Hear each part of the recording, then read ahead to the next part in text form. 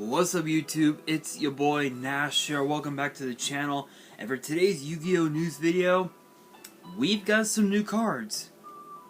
But then again, when do we not have new cards? Anyway, the new cards are for the, excuse me, I actually needed that.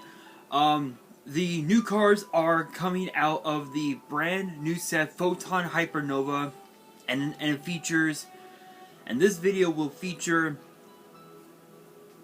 some brand new Evil Eye support, some brand new Generaider boss support, and this first one that I'm going to be talking about, some new Icejade support. Now, I believe there are only 2 cards each, so it's not too much.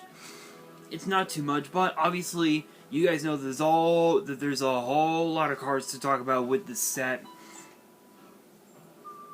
So hopefully you guys are ready. If you guys are and you guys want to see more Yu-Gi-Oh news videos, which get posted every Tuesday and sometimes on weekends, make sure you guys subscribe to the channel, turn on the notification bell, smash that thumbs up button, and as always, make sure you guys follow me on my social media. Links will be in the description below, as will the info to my fan mail. It will also be in the description as well.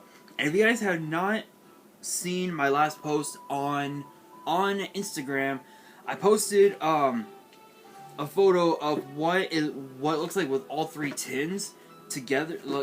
Together, it looks amazing.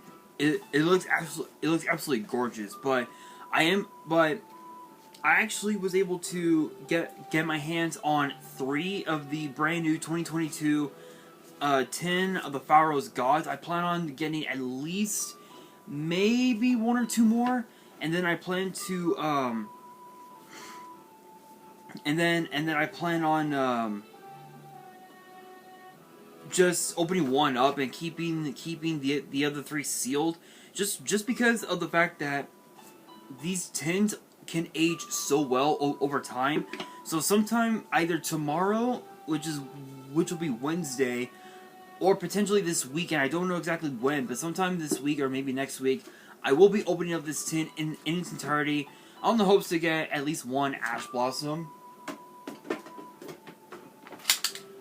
Or perhaps something even more insane. But without any further ado, let's get straight into this video, and make sure you guys stay tuned for that opening. It's gonna be pretty lit. So first up, we have Icejade Sword Appearance, which is a normal spell, and actually, you know what? I will talk about it this way. Screw it. So we have a brand new spell, and it's known as Great Icejade Sword Appearance, which is a normal spell, and both of its effects are once per turn. The first effect reads: if there's a monster on your field, on your opponent's field, and or in their graveyard, and you control a water monster, you can take an Icejade monster from your deck and either send it to the grave or special summon it. So with this effect, it's kind of like a Foolish Burial, but most likely, if you had already have made your board already and you want to try and extend your play by at least one more turn, definitely use it as a Foolish Burial, because that way you'll have a negate in your graveyard. You'll have at least a disruption or 2 in your graveyard. So that way, when your opponent triggers a card, you'll have something in the grave, which is not too bad. Second effect reads: if a face-up Icejade monster or monsters you control leaves the field by your opponent, except by being destroyed, and except during the damage step, you can banish this card from your grave. Target a card your opponent controls, banish it. So, I mean, it's like a, excuse me, it's like a bottomless trap hole cosmic cyclone. That's actually not too bad. Nice little piece of removal. Definitely a 3-of. Definitely a 3-of. Maybe a 2. I'm not so sure. But next up we have Icejade. What in the hell? Agrine? Geimer? I don't even know how the fuck to pronounce it. If you guys know how it's pronounced, let me know in the comments. But the name... But Icejade something. It's spelled Aegirine Gymir. Gymir. I don't know what the hell it is. Oh, maybe this might help me out. There's a little side note here. It says the title of Empress was omitted in the TCG for Cosmoclore's name, but in the lore, Cosmoclore passes this title to Agrine. This card, however, uses a less common kanji instead of the one for Empress. This one is similar to the Empress kanji, but with a mouth radical, and it means to wail, to cry, fitting for Agrine becoming the new Empress after the collapse of the Indian Cradle and the loss of Empress Cosmoclore. Alright, nice little history lesson right there. So, her effect, so she is a 10-star Water Aqua Synchro with 3,000 attack, 1,500 defense, and requires a Water Tuner and one or more non-tuner monsters. So, sort of generic. You would have to run like Deep Sea. If you were playing this card with sharks or something like that, you would. Yeah, it's a generic card. Wow, that's actually kind of hilarious. So yeah, so cards like Deep Sea Diva will probably be useful in like a shark deck. It's not too bad. Both of its effects are once per turn. The first effect, which is a quick effect, reads: you can make face-up monsters you control unable to be destroyed or banished by your opponent's card effects for the rest of the turn. Then if this effect was activated in response to the activation of an opponent's card or effect, you can banish all cards with that name on their field and in their graveyard. Okay, so if you were to trigger this card's effect off of in a chain where like your opponent activated some sort, activated a hand trap or something, all copies of that hand trap that they have on their field or in their graveyard, they all get banished. So it's sort of like a much more unique version of Call By, but it's a little bit different. It's a little bit different, which isn't too bad. It's not too bad. The only problem though is that if Skill Drain was the only problem, especially for your opponent, is that if they were to activate a card like, say, Skill Drain as a random example, then she basically becomes a 3K beat stick, a 3K Synchro Vanilla, basically. Which, I mean, by today's Yu-Gi-Oh standards, I mean, it's not too bad, but there are so many better cards than her as far as like 3K beat, as far as like 3K beaters. There are so many better ones in my personal opinion. Alright, the second effect reads: if a card or cards is banished by an opponent's card effect while this card is in your grave, you can special summon this card. It's a Monster Reborn. Not much else to say about that. I gotta admit, the Icejade archetype is a rather unique one, because I believe they solely revolve around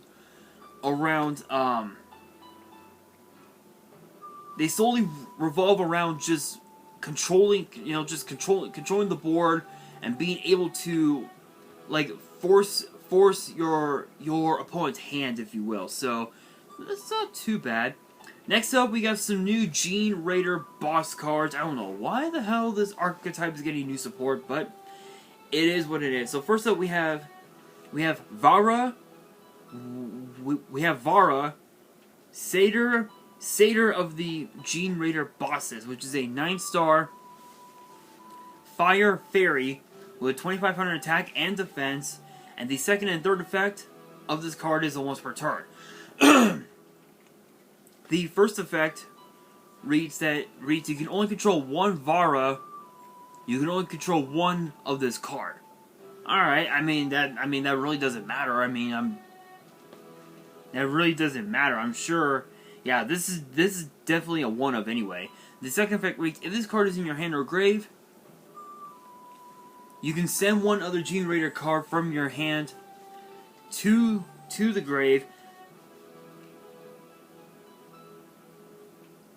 Special summon this card, but banish it when it leaves the field. Yeah, this is definitely a one of, because all you do is just use the monster, use her as Xyz material. Detach her as detach Vara and send it to your graveyard, and you basically have yourself a non-stop loop and an infinite loop of special summons off of her, which that's actually pretty good. So this is definitely a one of. The third effect reads: if this card is special summon, you can special summon a Generaider monster from your hand or grave, except this card. Yeah. So this is basically a one card Xyz summon, which is just absolutely insane. There's a note. There's also a note.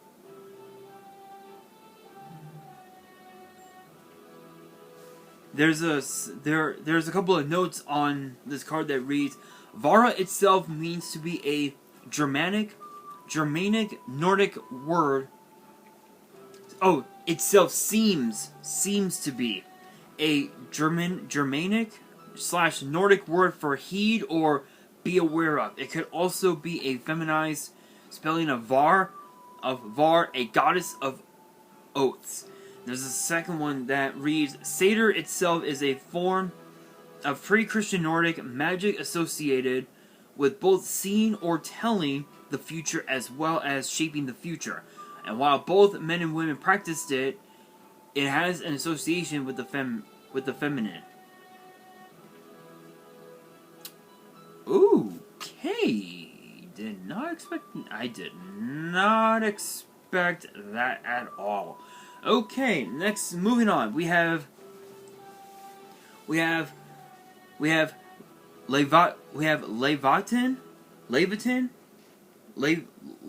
I believe that's how it's pronounced. Generaider Boss of Shadows, which is a rank 9 Fire Fairy Xyz, 2500 attack and defense, and requires 2 or more level 9 monsters. So definitely Vara is basically a one card Xyz, which is pretty cool. And it has 3 separate effects, which the first effect reads: you can only control one Leviathan, which that's not too bad. Second effect reads: all monsters your opponent controls lose 1000 attack and defense. Yeah, that basically can just help you win games depending on the board state, which is not too bad. Third effect reads: Third effect, which is a quick effect, reads: you contribute this Xyz summon card, special summon a non-fairy Generaider Xyz from your extra deck. Then you can attach cards from the field and or any graveyards to it as material up to the number of materials this card had. Ooh, that's actually pretty nuts. That's pretty nuts.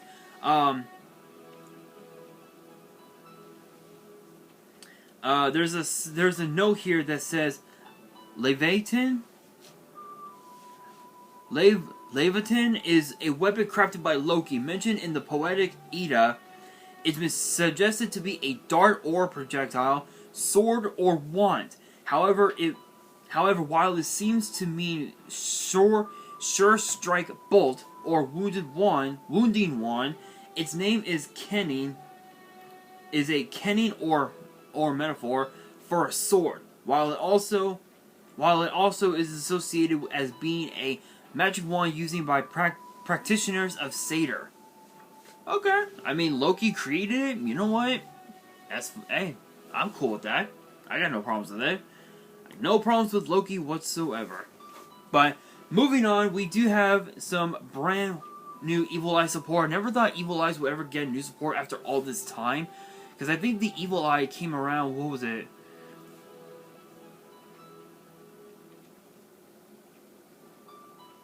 What was it? Dark Saviors, if I remember correctly? If I'm right on that, I believe it was Dark Saviors. I could be wrong, but I think it was Dark Saviors, which I did talk about those cards on the channel. If you guys haven't checked them out, check out those videos. They were pretty crazy. But first up, we have Basiltris, Familiar of the Evil Eye, which is a 3-star Dark Fiend with 1,000 attack and 2,000 defense, and both of its effects are once per turn. The first effect reads, if this card is in your hand or grave, and you control an Evil Eye monster, as a quick effect, you can special summon this card, but banish it when it leaves the field. Obviously, you're gonna be bypassing the banish effect by using the monster as exceeds material, and I believe you can actually summon number 51, Finisher of the Strong Arm, in this deck. Let me take a look. And if you guys notice how dark it is right now, it's not dark, it's just the fact that, it's a little gloomy outside, so.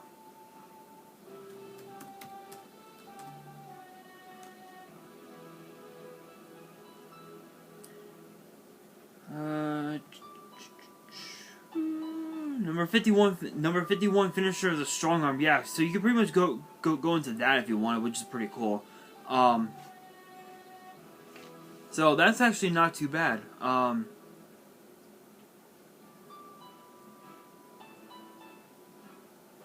That's actually pretty cool.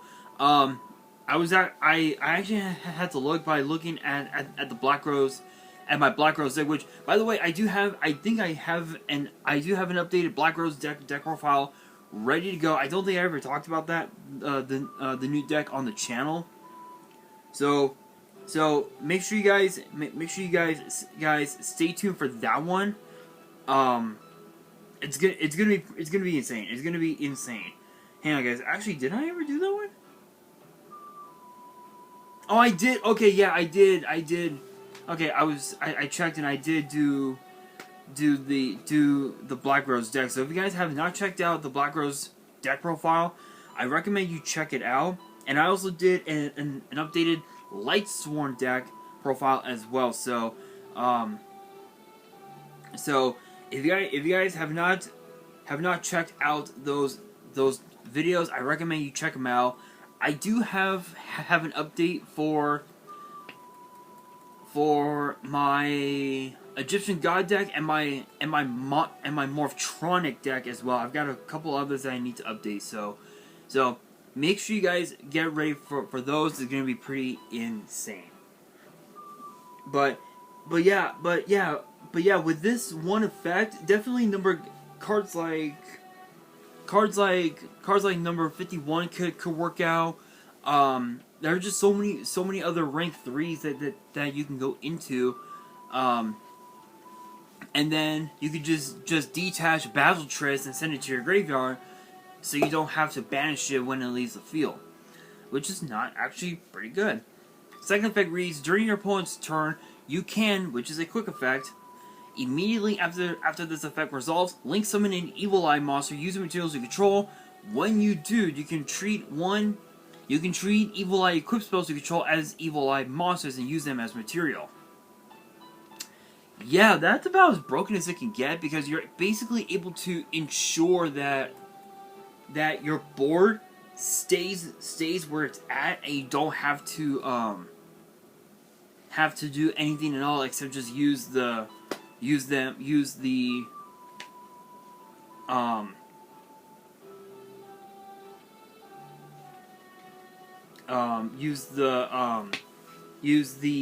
equip spells as material, and you can just go from there, which is pretty cool.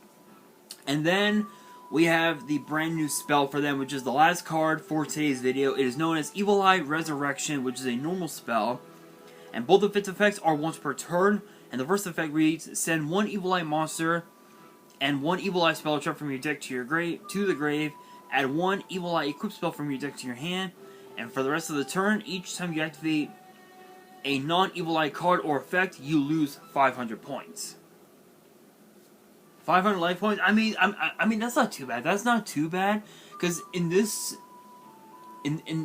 day and age with Yu-Gi-Oh, life points really don't matter unless if you were running like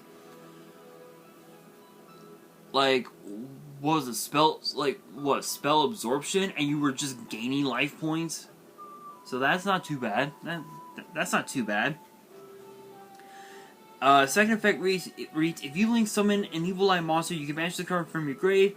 Equip 1 Evil Eye equip spell from your grave to 1 Evil Eye linked monster you control. I mean that's not too bad. It's sort of like a much more a much more revitalized version of Collective Power, which, if you guys don't know Collective Power, it basically gives you the chance, it lets you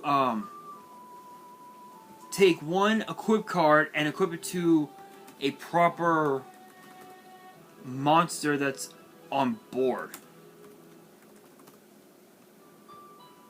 No, I don't want Dual Zone, I want Deck Editor. Go back.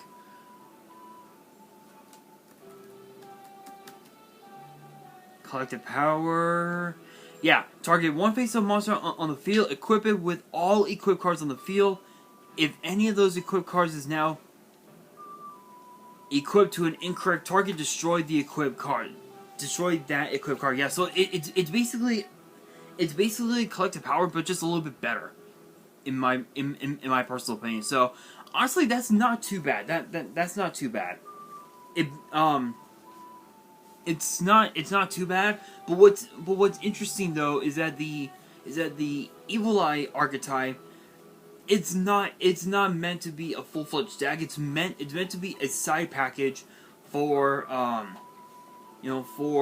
for decks that can actually benefit from said archetype. I don't remember which one. I want to say it was I want to say the zombie archetype, if I remember correctly. I could be wrong. I could be wrong, but still not that's not too bad. I mean, you got. I mean, the first effect is basically spell trap Rhoda, which is not too bad, and not only that, you can actually equip one of your Evil Eye Link monsters to any Evil Eye Link monster you have on board, which is not too bad. There's a side note here underneath that says there is a non-zero chance they went for Satan, sounds said, to make it sound extra demony, as it sounds like Satan. We went with Resurrection to give a similar vibe as a lot of video games and media would go with something like Resurrection for the Dark Lord going full demon mode. I have to admit that's pretty funny. That's pretty funny, but pretty clever. But that brings me to the question of the day. What is going on?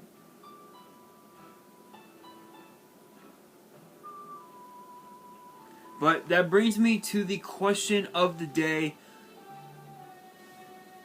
which is this.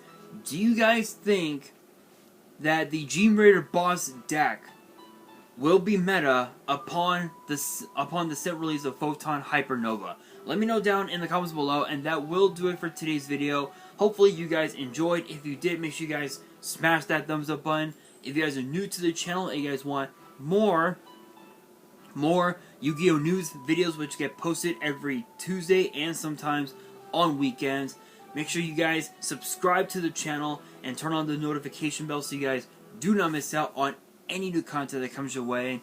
And as always, make sure you guys follow me on all my social media. Links will be in the description below, as will the info to my fan mail. It will also be in the description as well. And on that, this is your boy Nash, signing out.